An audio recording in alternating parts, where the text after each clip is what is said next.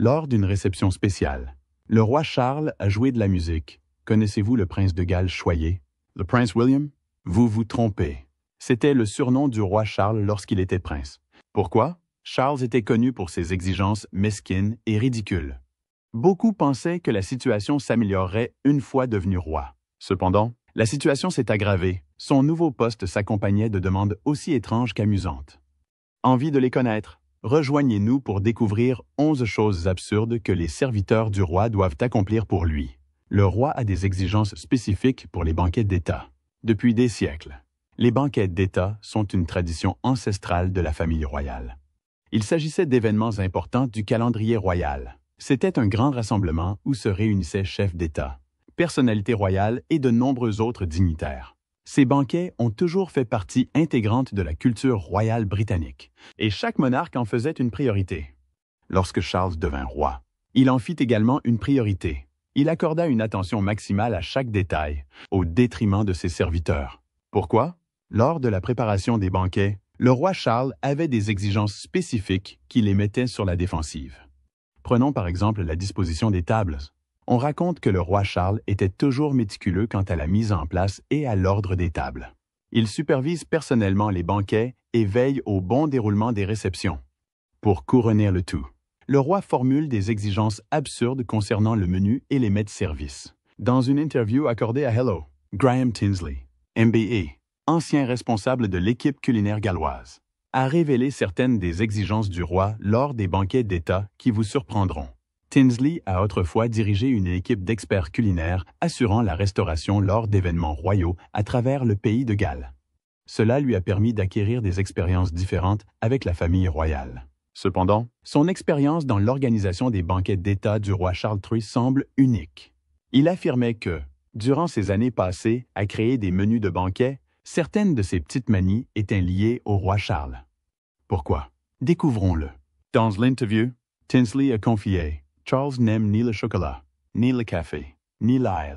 Il faut donc tenir compte de ces éléments lors de la création d'un menu pour lui.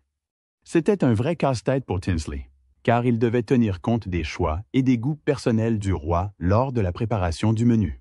De plus, il exprimait de vives inquiétudes quant à la demande du roi de plats faits maison, même lors des banquets d'État. Par exemple, le roi exige toujours une salade d'accompagnement à chaque repas, ce qui doit être précis. Voulez-vous entendre le plus ridicule? Le roi Charles adorait les œufs cocottes et en demandait toujours à chaque banquet d'État. Était-ce facile pour les domestiques?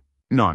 Tinsley Estate ainsi partagea sa douleur. Normalement, un œuf à la coque prend environ 5 minutes. Alors, imaginez ces œufs cocottes. Ils seront très moelleux. La famille royale exigeait un œuf cocotte écalé et caché sous des feuilles de salade. Il écrasait ensuite ces feuilles de salade dans les œufs pour obtenir une sauce digne d'une mayonnaise. Imaginez maintenant peler un œuf cuit quelques minutes seulement. Il faudrait en faire plusieurs à la fois, car on finirait par les casser. Ce mets inhabituel a souvent stressé ses serviteurs, contraintes d'obéir au roi. À cela s'ajoutait la demande du roi de thé vert à chaque banquet. Avec des exigences spécifiques, le roi Charles III exigeait que ses serviteurs préparent son thé avec des feuilles de thé en vrac dans une théière, à raison d'une cuillère à café de feuilles de lait par tasse. De plus, la rumeur courait que chaque fois que le roi buvait son thé vert, il demandait toujours que l'eau soit chauffée à 70 degrés, tandis que son thé gris initial devait être chauffé à 5 degrés. Les banquets d'État étaient parmi les plus redoutés des domestiques du palais de Buckingham. Ils devaient être à la disposition du roi, qui se fichait de ce qu'il subissait. Par exemple, le roi avait toujours des exigences étranges. Comme apporter son coussin préféré au banquet, entre autres. Cela rend difficile le repos de ses serviteurs. Faites de la place au roi sur la table, peu après le couronnement du roi. Charles était parti. Différentes spéculations ont surgi dans la maison royale. Par exemple, certains ont prétendu que le roi était trop paresseux pour débarrasser sa table. Au lieu de cela, il ordonne à ses serviteurs de le faire. Ils ne lèvent pas le petit doigt ni ne bougent d'un pouce tant qu'ils n'ont pas fait le nécessaire. Cette rumeur a été confirmée par une vidéo de son comportement envers son personnel devenu viral. Selon Newsweek, dans une vidéo publiée sur Twitter, le roi Charles a exprimé sa frustration envers un membre de son personnel, Alors que le roi signait des documents officiels lors du conseil d'accession au trône, il devait débarrasser son bureau. Comme le disait la rumeur, le roi a fait signe à un membre de son personnel de débarrasser la table et de retirer un plateau de stylos. Cette action lui a valu une vive réaction de la part du public. Ce n'était pas très beau pour un nouveau roi. La vidéo est devenue virale en ligne. Et de nombreuses personnes ont ajouté des légendes exprimant leur désapprobation face à l'attitude du roi. Le compte Twitter parodique Laura Kusensberg, Translator, a repartagé la vidéo et ajouté la légende suivante. Le domestique doit débarrasser mon bureau. On ne peut pas m'attendre à déplacer des objets. Une autre utilisateur de Twitter a écrit « Les bonnes manières ne coûtent rien ». La colère du public était manifeste. Mais le roi continuait de faire la une des journaux. Un utilisateur audacieux de Twitter écrivait un jour « Il lui a fallu plus d'efforts pour agiter la main une douzaine de fois que pour la bouger lui-même. » Ce geste-là fait baisser les attentes des Britanniques envers le monarque. Beaucoup le considéraient comme un dirigeant incapable de s'identifier à son peuple. Cependant, face à la réaction négative, quelques partisans estimèrent que ce n'était pas la faute du roi Charles. L'un d'eux écrivit « Pour être juste envers lui, c'est un grand événement, et on lui a réservé la plus petite table du monde. » Pour sa défense, beaucoup ont pointé du doigt le petit piège et en ont imputé la responsabilité aux domestiques. Mais était-il vraiment responsable? La vidéo, enregistrée comme couverture officielle des événements historiques marquant la reconnaissance officielle d'un nouveau monarque par le gouvernement britannique, s'est avérée être la vidéo parfaite pour détruire l'image du monarque. Quelle ironie! La routine matinale du roi Charles exige de la patience. Les exigences étranges du roi Charles envers ses serviteurs ne se reflétaient pas seulement dans ses choix alimentaires. On rapporte également qu'il les contraignait à respecter ces exigences matinales, auxquelles il n'avait d'autre choix que de se conformer. Le roi exigerait une certaine quantité de dentifrice de ses serviteurs. Quoi? Découvrons les détails. Il était de coutume pour la famille royale d'adhérer à une routine matinale structurée, reflétant à la fois la tradition et la dignité de son statut. Cependant, les rituels matinaux du roi Charles portaient cette pratique à un niveau totalement différent. Presque absurde.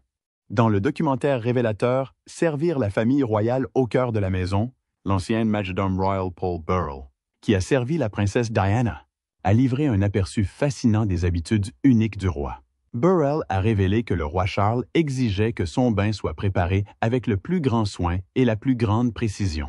Il ne s'agissait pas simplement de remplir la baignoire d'eau chaude. Il s'agissait d'une température spécifique et peut-être même de sel ou d'huile de bain spécifique, conformes aux préférences du roi. Ce processus méticuleux garantissait que chaque détail correspondait à ce que le roi jugeait approprié pour ses soins royaux. Mais ce n'était pas tout. La garde-robe du roi était également soumise à un protocole strict. Ses vêtements devaient être disposés dans un ordre précis, parfois même classés par couleur ou par style, en fonction des activités de la journée. Par exemple, si un engagement exigeait une tenue formelle plutôt qu'une tenue plus décontractée, chaque pièce devait être impeccablement préparée et présentée. L'enjeu était de taille. Burrell a souligné que le non-respect de ces préparatifs spécifiques ne serait pas perçu comme un simple oubli. Il pourrait entraîner de graves répercussions pour les personnes concernées. Le ton sérieux de sa révélation dépeint un environnement rigide où le moindre manquement pouvait susciter la colère ou la déception du roi. Elle souligne l'extraordinaire pression exercée sur le personnel pour répondre aux exigences de la vie royale, reflétant ainsi le thème central du devoir et des attentes au sein de la monarchie. Cet aperçu de la routine matinale du roi Charles révèle non seulement les exigences uniques de la vie royale, mais aussi les fondements profonds de la tradition et les conséquences d'un tel style de vie. Dans le documentaire, Burrell explique que son pyjama est repassé chaque matin et que ses lacets sont aplatis au fer à repasser. Apprendre que le roi Charles exigeait que ses lacets soient repassés est mal vu par le public. C'était trop extrême.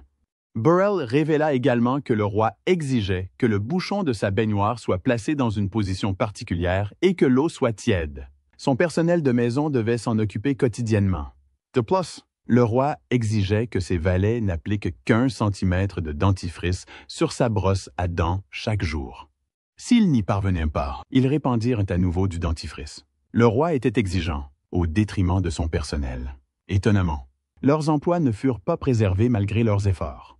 Le roi a licencié près de 5 employés royaux. Pourquoi? Qu'est-ce qui a conduit à cela? Nous allons le découvrir. Le roi Charles avait la mauvaise habitude de licencier son personnel dès qu'il le souhaitait. Il créa une sensation immense en décidant de licencier près de 100 employés royaux. Selon le Guardian, le roi Charles prit cette décision après le décès de la reine Élisabeth. Alors que les employés royaux s'affairaient à préparer le couronnement du roi, ils reçurent le choc de leur vie. Le roi Charles annonça son intention de les renvoyer. Y avait-il une raison politique à cette décision? Personne ne le sait. Cependant, sa décision ruina la vie de nombreuses personnes. Selon certaines sources, certains membres du personnel royal travaillaient pour la famille royale depuis des décennies. Leur départ soudain de la maison royale les a brisés. Ces membres du personnel royal étaient des secrétaires particuliers, du service des finances, de l'équipe de communication et du personnel de la maison. Lorsqu'on leur a demandé s'ils s'attendaient à leur licenciement, beaucoup ont répondu qu'ils ne l'avaient jamais imaginé. Ils attendaient avec impatience le règne du roi Charles, ignorant que ce serait leur fin. Une source a déclaré que tout le monde était furieux, y compris les secrétaires particuliers et l'équipe dirigeante. D+. Il a été rapporté que les membres du personnel royal ont travaillé sans relâche pendant des heures avant d'être prévenus. Cela a aggravé leur situation. Personne ne s'attendait à cette annonce soudaine. Plus Todd, Clive Alderton, l'aide de camp du roi, publia une lettre publique déclarant que le nouveau rôle du roi l'obligeait à se séparer de son ancien personnel lorsqu'il était prince de Galles. Cependant, l'opinion publique ne fut pas ravie de cette décision, malgré les rumeurs selon lesquelles Clarence House pourrait offrir de nouveaux emplois aux employés. Quelles autres exigences ridicules le roi Charles a-t-il formulées envers ses serviteurs? Le palais de Buckingham. Les ouvriers doivent suivre certaines règles. Les employés royaux doivent se conformer à différentes directives et instructions. Il leur arrive de devoir renoncer à leurs préférences personnelles et de s'adapter aux règles du palais. C'était déjà difficile pour eux. Mais le roi Charles a rendu les choses encore plus difficiles en instaurant une règle stricte. Cela a rendu leur survie difficile. Voulez-vous découvrir quelle est cette règle? Continuez à regarder. Selon le magazine Hello, une règle de longue date interdit aux employés de la famille royale, résidant et travaillant dans les résidences royales de posséder des chiens de compagnie. Cette réglementation était en vigueur sous le règne de la reine Élisabeth II et reflétait un ensemble de directives spécifiques pour les employés de la maison royale. Même après le couronnement du roi Charles III, aucune mesure n'a été prise pour modifier ou lever cette restriction. La raison d'être de cette règle reste floue, mais elle est probablement liée à la nécessité de maintenir le décorum et l'ordre attendu dans les lieux royaux. Cette politique illustre la continuité des traditions royales et la gestion rigoureuse de l'environnement royal, caractéristique de la monarchie britannique depuis des générations. Étonnamment, la défunte reine adorait les chiens et en possédait. Cependant, l'histoire a révélé que la reine Élisabeth n'était pas à l'origine de cette règle. Elle a été mise en œuvre en 2018, à la suite des préoccupations du Lord Chamberlain en matière d'hygiène et de sécurité. Le roi Charles étant réputé pour sa propension à frustrer ses serviteurs, il était évident que cette règle ne serait pas modifiée sous son règne.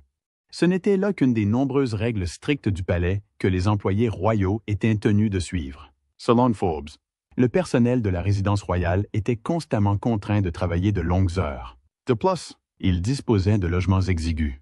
Le média Through Times a également ajouté que, bien que le personnel résident à Buckingham Palace soit autorisé à manger et à dormir, il ne bénéficie pas du luxe de repas gratuits, de téléphones, de vélos ni de location de voitures à titre gracieux.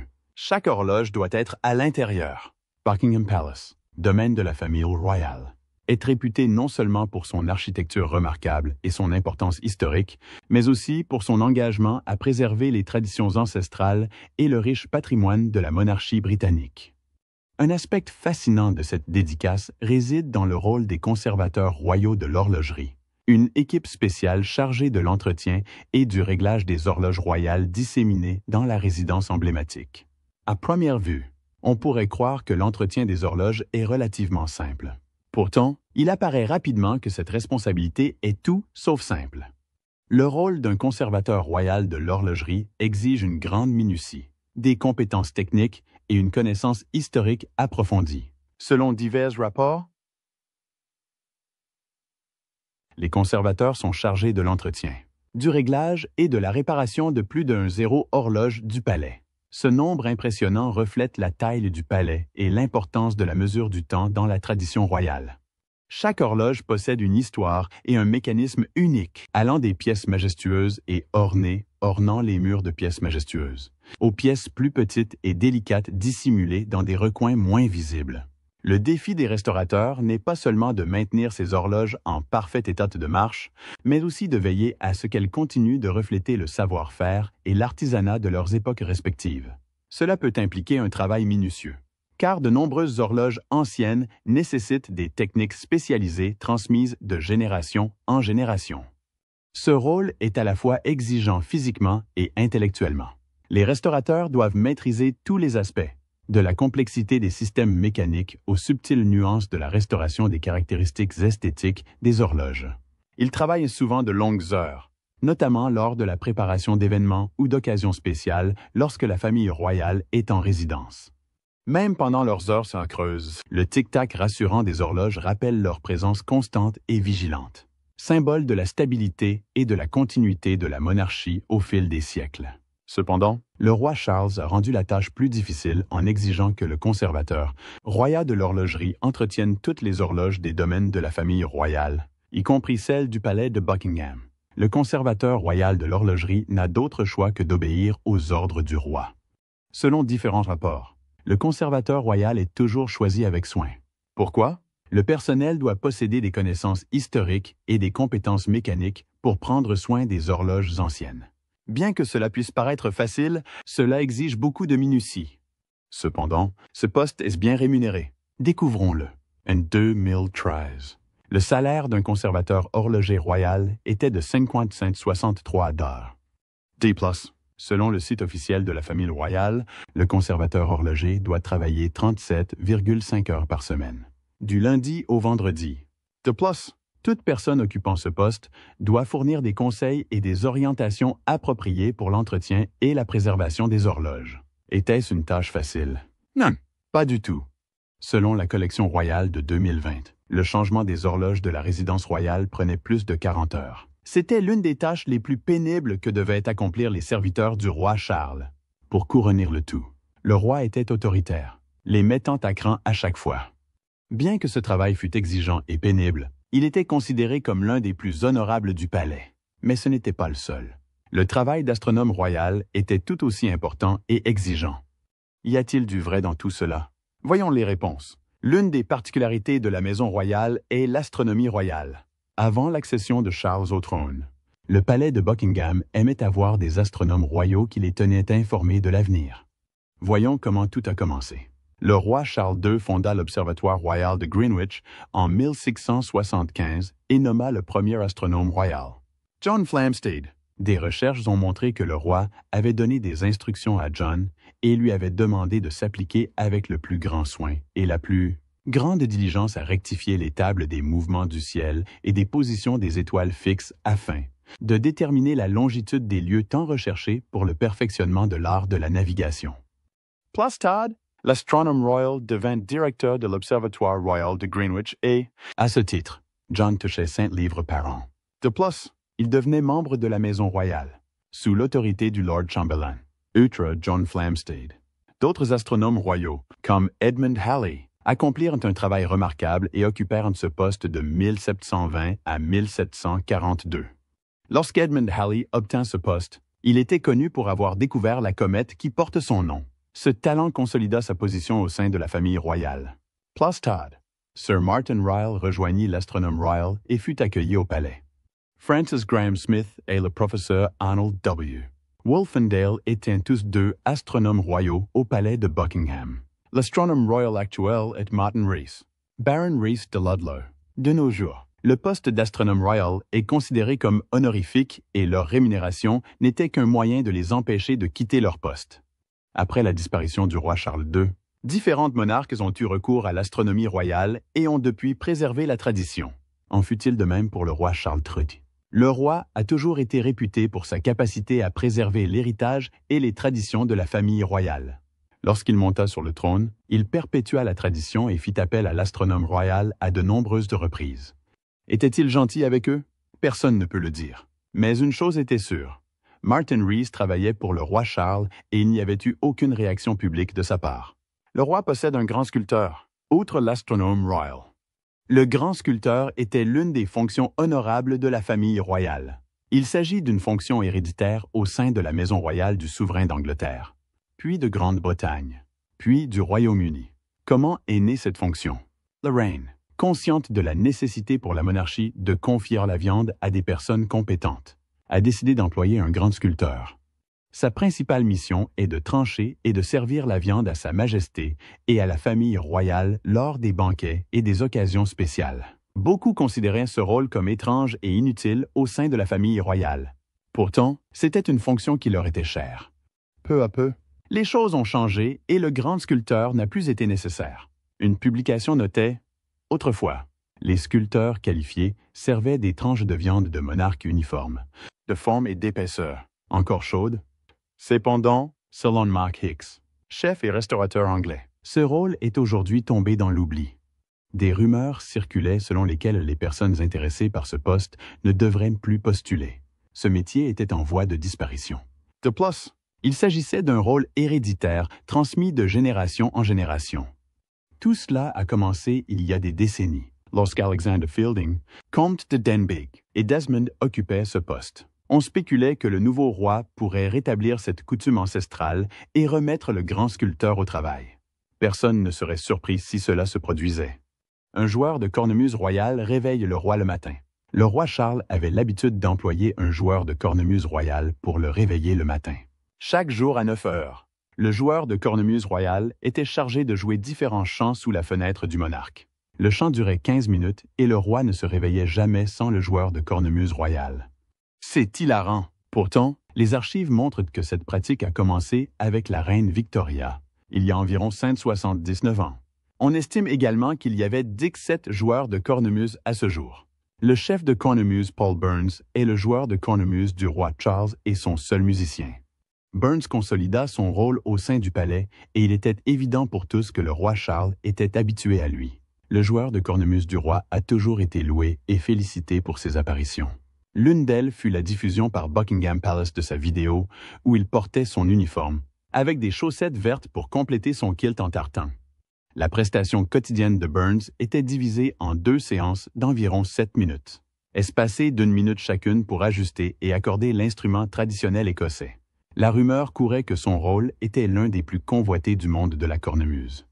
Pourquoi? Il fut autorisé à porter le tartan de Balmoral. C'était une grande réussite pour quelqu'un qui n'était pas membre de la famille royale. De plus, on disait que le rôle du joueur de cornemuse du roi ne se limitait pas à jouer de la cornemuse. Ce rôle comportait d'autres aspects. L'une d'elles consistait à accueillir les participants lors de divers événements avant leur présentation au monarque. Cela lui valut le respect de beaucoup. D+. Burns fut chargé d'interpréter la complainte lors des funérailles de la reine Élisabeth II. Son interprétation fluide et sans effort de ce chant contribua à la renommée et à la popularité du Major Burns. Une femme peut-elle être cornemuseuse? Aucune n'a été enregistrée à ce jour. Cependant, aucun document écrit n'indique qu'une femme ne peut pas être cornemuseuse. Cependant, différents rapports indiquent que tous les cornemuseurs royaux étaient des hommes et qu'ils devenaient toujours membres de la maison royale. Ces cornemuseurs royaux disposaient de différents quartiers au palais de Buckingham, mais devaient déménager dès que le monarque changeait de lieu. Plusieurs spéculations ont circulé selon lesquelles les joueurs de cornemuse royaux seraient plus proches de la monarque que les autres serviteurs. Est-ce vrai? Découvrons-le. Avant la mort de la reine, son joueur de cornemuse royal, le Major Scott Methven, semblait plus proche d'elle. Par exemple, Methven s'est un jour décrit comme ayant été propulsé dans la monarchie dès son arrivée à ce poste.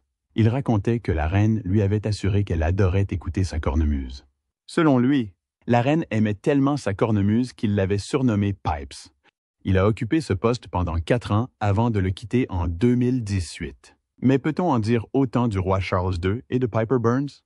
Il était clair que le roi était habitué à Burns. Cependant, ils n'étaient pas aussi proches que d'autres monarques. Des rumeurs circulaient selon lesquelles le roi pourrait contrarier cet employé royal.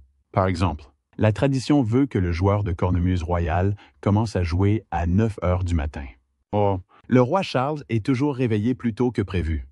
Le roi Charles est un mangeur difficile et est bien connu pour son étrange sélection de plats qui stresse ses serviteurs à chaque occasion. Chacun a des préférences et des habitudes alimentaires différentes. Cependant, pour le roi du Royaume-Uni, Son repas n'était pas de sa responsabilité. C'était l'affaire des employés royaux. Malheureusement, le roi ne leur facilitait pas la tâche avec ses nombreuses demandes étranges. Sell in my London. Les demandes alimentaires du roi Charles étaient totalement différentes de celles des autres monarques. Par exemple, le roi exigeait que son biscuit soit préchauffé à un certain degré. Si ces biscuits n'étaient pas préchauffés exactement au degré souhaité, il ne les mangerait pas. Qui donc réchauffe son biscuit? Et ce n'est pas tout. Selon une source proche de la famille royale, le roi conservait une marmite pour s'assurer que les biscuits soient bien chauds. C'était une corvée pour son personnel, qui devait courir partout pour satisfaire le régime du roi. Le Daily Mail a révélé un jour que le roi ne prenait que des petits déjeuners légers et un seul repas principal par jour. Le roi aimait, paraît-il, sauter son déjeuner à chaque fois. Interrogé sur leurs difficultés, un membre de son équipe a déclaré « Lorsque nous effectuons des visites d'une journée ou des tournées à l'étranger, il peut passer la journée entière sans s'arrêter. Ce qui signifie que nous devons tous sauter notre déjeuner également. » Cela témoignait de leur frustration. D+. Une source a révélé que le roi ne se rendait jamais compte que ses ouvriers avaient faim. Il les pressait sans jamais se soucier de leur santé ni de leur bien-être. De plus, des rumeurs circulaient selon lesquelles le roi emportait toujours un panier repas avec lui. Où qu'il aille, où qu'il soit, ses serviteurs doivent veiller à ce que son panier repas soit préparé à son goût. Cela signifie que les employés royaux ne sont pas libres de se rendre chez le roi, même lorsqu'il n'est pas au palais de Buckingham. Le panier repas contenait 6 variétés de miel, des mueslis spéciaux, des fruits secs du roi et tout ce qu'il désirait. D+. Le roi Charles avait une exigence particulière en matière d'œufs que ses chefs devaient respecter scrupuleusement. Jeremy Paxman a décrit les exigences du roi en matière d'œufs dans son livre On Royalty. Il explique que, comme son personnel n'était jamais certain que l'œuf aurait la dureté souhaitée, une série d'œufs était cuite et disposée selon une rangée croissante de chiffres. Si le prince trouvait que le numéro 5 était trop liquide, il pouvait déboucher le numéro 6 ou 7. Ses ouvriers subissaient cela tous les jours pour satisfaire le roi grincheux. Êtes-vous impatient d'entendre la dernière demande ridicule du roi Charles de la part de ses ouvriers? Continuez à regarder. Le roi Charles a un porte-drapeau royal. L'une des traditions anciennes et séculaires du palais de Buckingham était l'utilisation de porte-drapeaux. On les appelait sergents du roi ou de la reine. Il s'agissait d'un soldat en service et membre du département des maîtres de la maison royale britannique. C'était un poste unique, très convoité. Cependant, seul un sous-officier de la brigade des gardes de la division de la Maison royale avait droit à ce poste. Actuellement, le porte-drapeau du roi. Le sergent suppléant Oliver Morton a pris ses fonctions en 2022. Lors de l'accession au trône du roi Charles, il est chargé de hisser et d'abaisser l'étendard royal du palais de Buckingham lorsque le roi est dans sa résidence. Le sergent-chef était également chargé de l'entretien des drapeaux utilisés au palais. De plus, les véhicules du palais étaient toujours entreposés dans son bureau. Le sergent-chef était considéré comme un membre à part entière de la famille royale. Outre toutes ces fonctions, il était également chargé d'expédier les étendards royaux au lieu de visite de la monarchie. Pensez-vous que le surnom de « Prince de Galles choyé » sied au roi Charles? Laquelle des exigences ridicules du roi était la pire? Donnez votre avis dans les commentaires. Si vous avez aimé cette vidéo, aimez, partagez et abonnez-vous à cette chaîne. Avant de partir, regardez les autres vidéos affichées sur votre écran.